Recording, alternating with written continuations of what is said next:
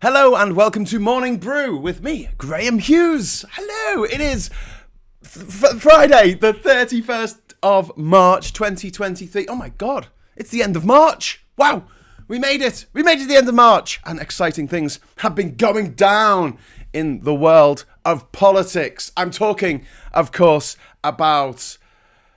I'm going to talk about Trump. I was going to make a joke about minor thing that's going on in politics at the moment, but honestly, there are no minor things going on in politics at the moment because politics is way more exciting than it should be, way more exciting than it has any right to be, and it's quite frustrating that so many people have been dragged into the orbit of politics because it is quite a dispiriting topic of conversation, and it's why you should never bring it up in polite company along with religion and your... fantasies, let's just say. I'm trying to keep this PG.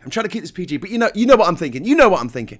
Anyway, right, so I'm just going to say a quick hello to my compadres on the chat there. I've got Lee Corn. I've also got Cathal as well. Lee Corn is saying, morning all, it's Friday and the Oompa Loompa has been indicted. Yes, or indicted as it looks like, but it's not. It's indicted. It's spelled indicted, but it's pronounced indicted. That's really annoying. Anyway, as I was saying, so yeah, the orange one, the evil, cheesy, Voldemort, has now been indicted on over 30 charges. 30 charges related to business fraud. It's a bit of a shame that he hasn't yet been done for, the insurrection, the time that he tried to get a mob of violent protesters, rioters, to take over the Capitol in Washington and kill a few people. Do you remember that? Yeah, he's not been done for that yet. He got impeached for it, but obviously the cowards in the Republican Party in the Senate voted to acquit him. He's done nothing wrong. No, apart from that thing that he did that was horrific, where he told a whole mob of people to go and storm the Capitol and said, "Fight like hell." That's what the words he used were "fight like hell." Or maybe we could talk about the fact that he called up the governor of Georgia and asked for some more votes. Exactly one more vote than he needed to overturn the presidential result in Georgia. I mean, electoral fraud. And then you've got the collusion with the Russians in the 2016 election, which was uncovered by the Mueller report, which apparently there was nothing found, nothing like bollocks. I mean, rubbish. People went to jail. Yo! In fact, dozens of people in Trump's orbit, including his lawyer his lawyers and his accountants, have gone to jail for his crimes because he is a mafiosi-style crime lord. He's overweight, elderly, really, really stupid, and an absolute psychopath. And some people warm to that. They watch a gangster film and say, "Oh, I'd love to be a gangster." They watch Goodfellas and go, "Oh, I'd love to be a gangster." They see people getting their heads stoved in and he says, "Oh, I'd love to be a gangster." And they see their family getting torn apart by their gangster activities. "Oh, I'd love to be a gangster." I'm looking at it and go, "No, it looks awful. I don't want to be a gangster. I'd like to make the world a better place." Do you know what I mean? If your only mission in life is self-aggrandizement or just getting lots of things, multitude, can you imagine on your deathbed thinking, "Oh, do you know what? I'm really glad I bought that stuff. God, I'm really glad that 50 years ago I bought a PS2. Oh, glad I did that." It's weird, isn't it? It's just the obsession with things. I think that's a mental health disorder, by the way. I'm not disparaging mental health disorders. There's a whole rainbow coalition.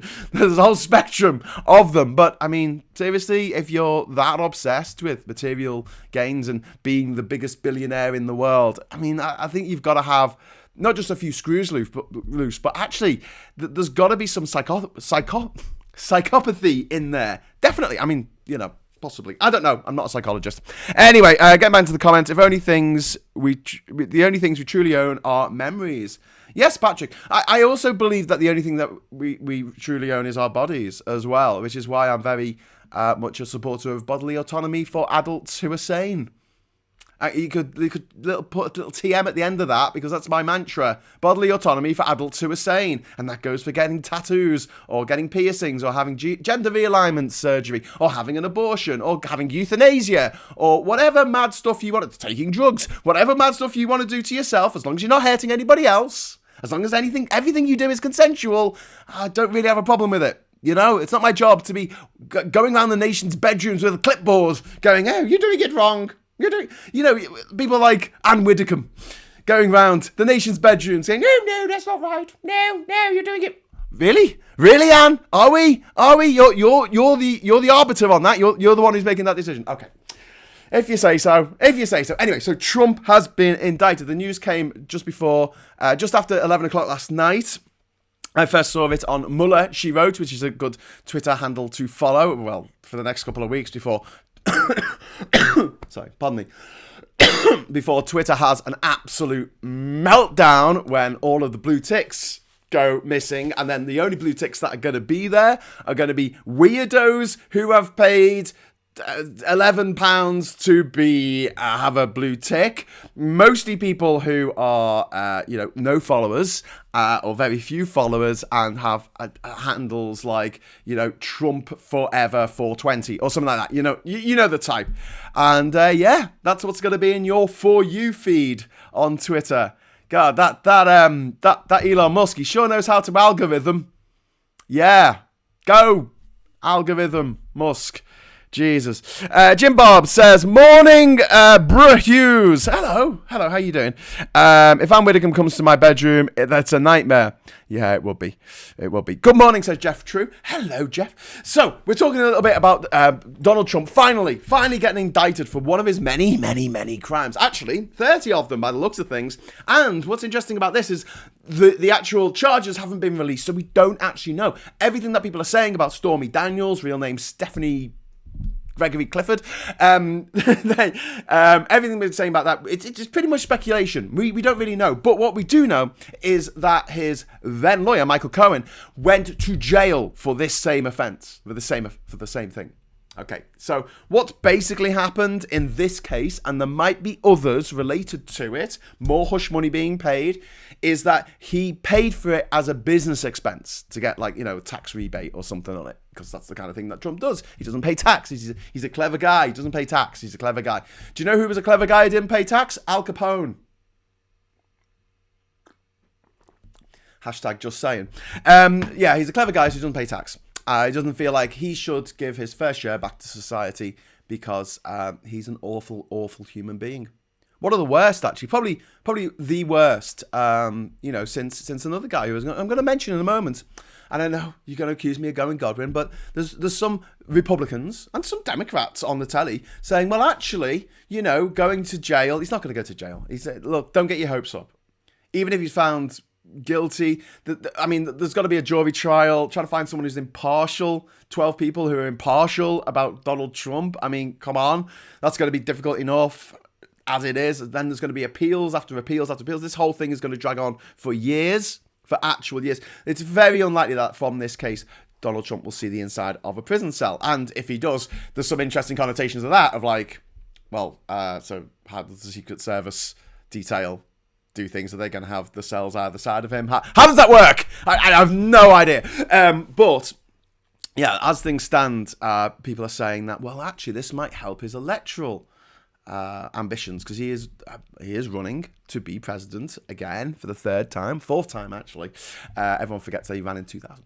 The fourth time he's running for president, and apparently you don't have to. There's no rules about not being a criminal in order to run for president in America, which is fascinating, isn't it? They never thought that they would need to put that in there, because obviously they just went, well, you know what, if someone's a criminal, then no one will vote for them because they're a criminal.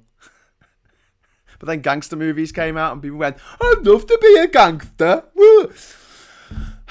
Anyway, so let's just imagine for a moment that this does go down, and he does well out of it, because he gets to stand up in court and make a speech about some rambling, incoherent nonsense about how woke has taken over the world.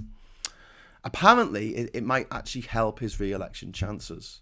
And all I can think of when people say that on the TV is, I know a certain short-ass Austrian. Sorry, not Australian. Sorry, Australia. Oh my God, it's early in the morning. Forgive me. A short-ass Austrian who also did quite well out of being put on trial and going to jail. Didn't do his election chances any harm in Germany, in the Weimar Republic. Yeah, I'm going Godwin. Yeah, Yeah. So this is a reason why, along with having to be over 35 years of age and being a naturalized American and having lived in the country for like 15 years, one of the other rules about running for president is that you shouldn't have a criminal record.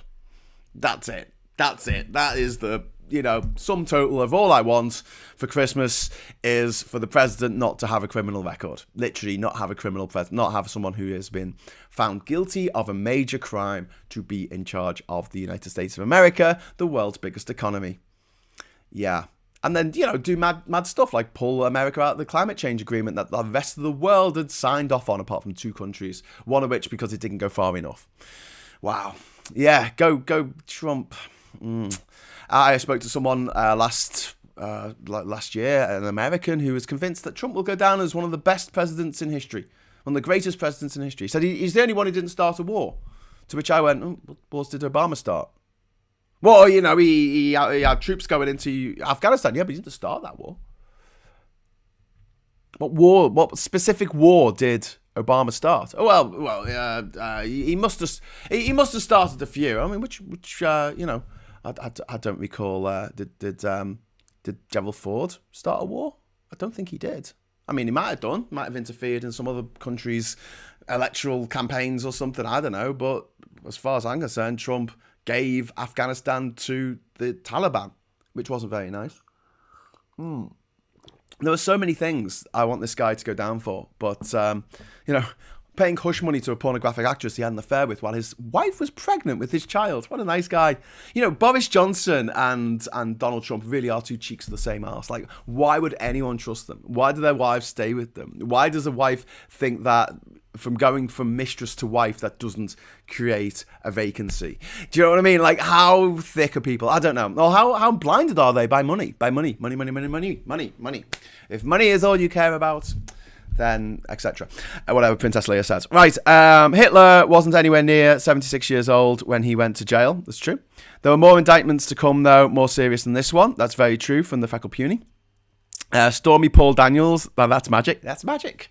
Not a lot. And hi, Graham from David. We've got Feckle Puny saying, should the degenerate Trump end up in the slammer, we can write his latest book. Mind Trump. Mind Trump.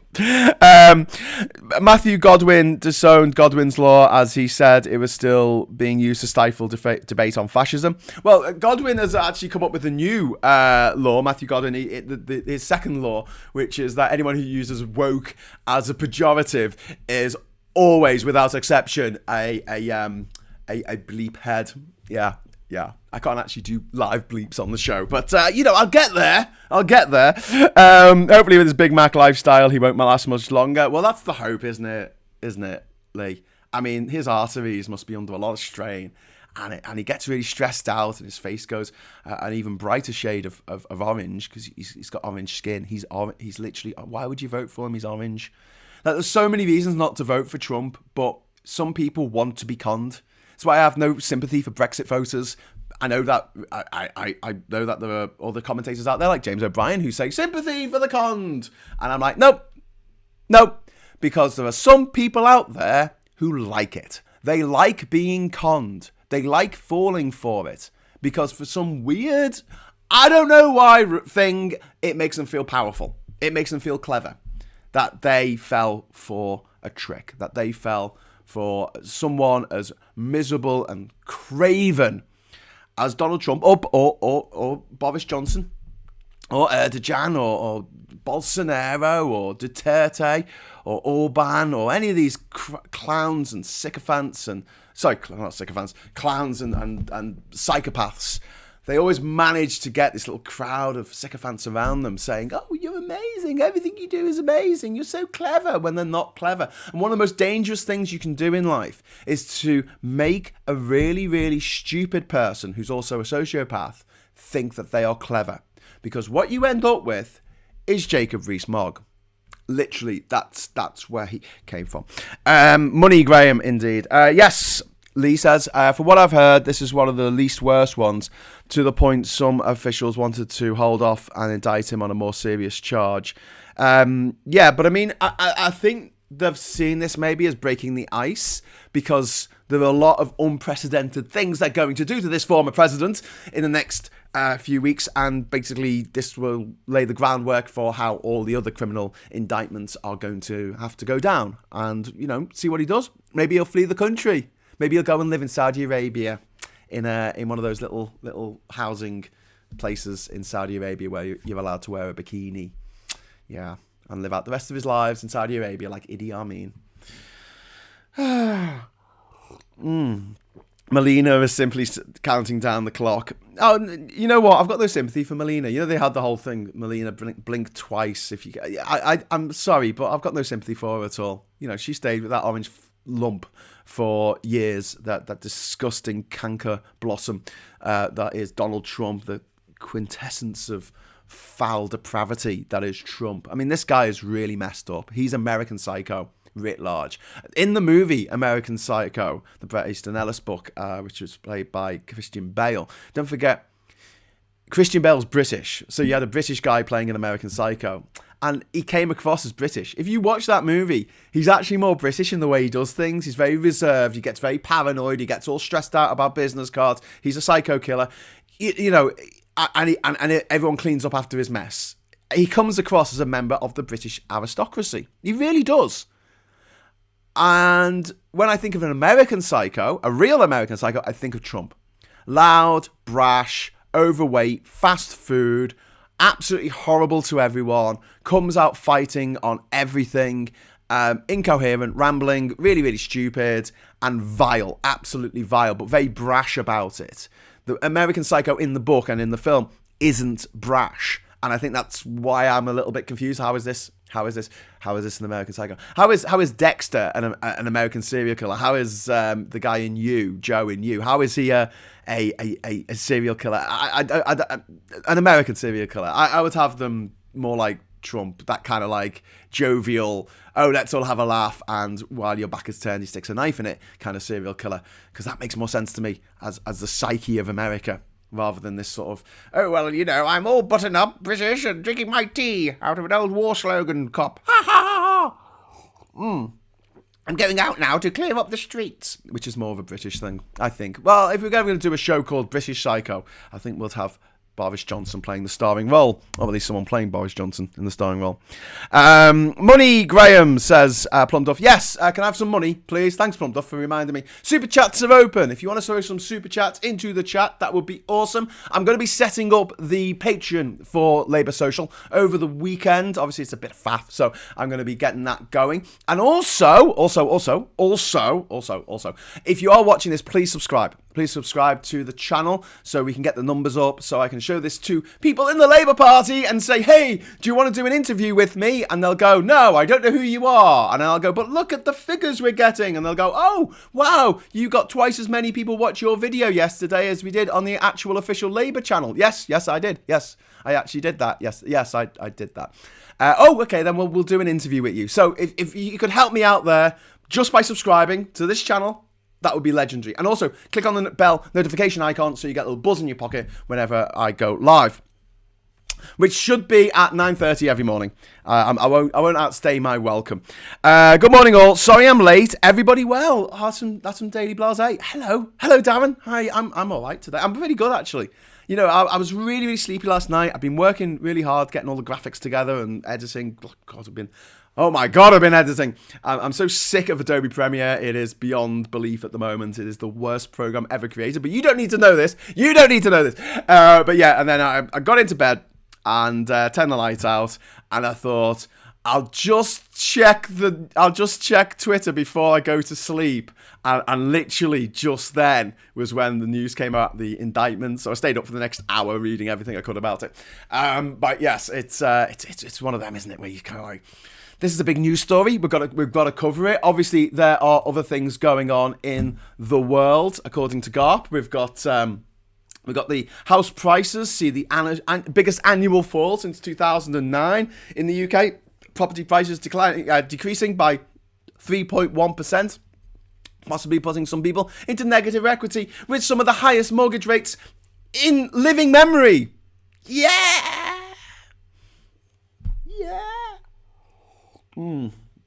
Oh no, I suppose they were higher in the 80s, weren't they?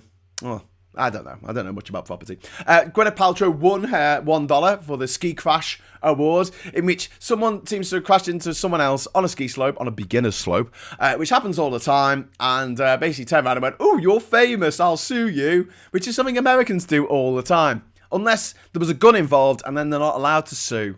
Because the gun companies, the firearms manufacturers, which, you know, the multi-billionaires who run the firearms manufacturing industry in America won't allow it. Yeah. So basically, if you're a celebrity and you want to get away with murder, use a gun. It just went off. Anyway, and also there's been a shocking report come out about the fire brigade, about fire services in the UK, about misogyny. And the service has been likened to a boys' club, which isn't great, is it? Because we want to think of our firefighters as heroes and not as villains. So, yeah, clean up your act, the fire brigade. And also, we're seeing the UK-Asia trade deal, which has just gone through, which is going to, get this. You ready for this, right?